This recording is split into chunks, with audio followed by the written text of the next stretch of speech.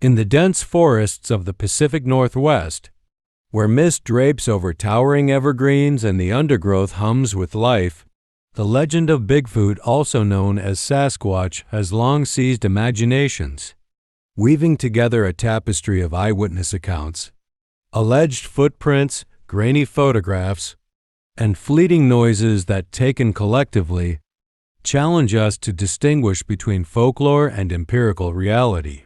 While skeptics dismiss these tales as either deliberate hoaxes, misidentifications of known wildlife such as bears, or manifestations of folkloric impulse, the persistence of the phenomenon across generations and across indigenous traditions suggests something deeper at play, a cultural archetype given physical embodiment in forest's dark heart, where the mind, primed by stories and expectation, may play tricks, persuading even experienced outdoors people that shapes glimpsed at twilight might be more than deer or elk, and that the snap of twig underfoot might be the low rumble of a great, bipedal creature. Yet proponents of Bigfoot's existence point to cast-molded footprints with dermal ridges too, precise for crude stamping.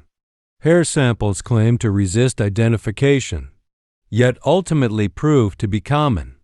Mammals under DNA analysis, and audio recordings of booming howls or low growls captured by remote recorders. All these, while intriguing, lack conclusive, verifiable connection to a single unknown primate species, and often suffer from contextual ambiguity or poor chain of custody, leading forensic experts to admonish that extraordinary claims require extraordinary evidence. Moreover, the archaeological record provides no physical remains, no bones, no carcasses, no teeth, no nests.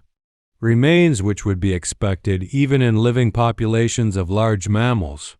Yet none have come to light despite centuries of logging, trapping, hunting, and modern exploration, suggesting that if a video captured 2 seconds of an upright, hairy, human-like creature with massive stride, the excitement would be electric.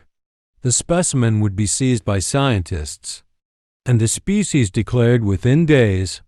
Yet this has never occurred, leading many to conclude that Bigfoot is more myth than reality, sustained by a patchwork of hoaxes, some perpetrated for attention, profit, or mischief, like the infamous 1967 Patterson-Gimlin film that purportedly shows a female Sasquatch walking the creek bank. Though that film remains the most iconic piece of evidence, decades of analysis have concluded that the suit seems too ill-fitting, the gait too mechanical, the proportions odd, and the filmmaker's story full of inconsistencies. Yet the footage endures as a cultural touchstone, precisely because it triggers our primal fascination with the unknown, with the wild intelligence that might exist just beyond our campsites. Peering through conifers, psychological studies of eyewitness testimony show that memory is notoriously unreliable, shaped by suggestion, memory distortion, and confirmation.